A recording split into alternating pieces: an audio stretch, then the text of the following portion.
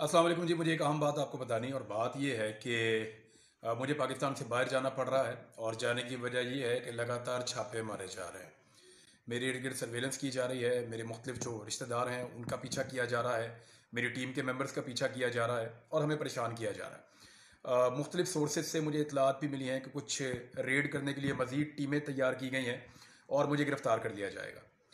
इससे पहले मुझे धमकाया भी गया था इस सूरत हाल के हवाले से, लेकिन मैं अपना काम करता रहूँ, आइंदा भी करता रहूँगा। लेकिन अब पाकिस्तान में बोलने की गुंजाइश ख़त्म कर दी गई है और मेरा काम जो है वो बोलने का है। शहीद अरशद शरीफ ने भी इसलिए पाकिस्तान छोड़ा था कि उन्हें यह पता चल गया था कि ज़मीन तंग कर दी गई है और बोलने नहीं दिया जा रहा।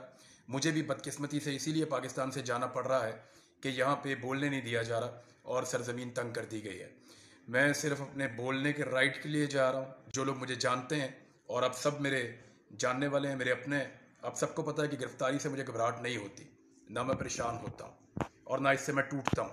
मैंने बहुत सारी चीज़ें बर्दाश्त की हैं, मैं और भी कर सकता था, लेकिन ये वक्त है बोलने का।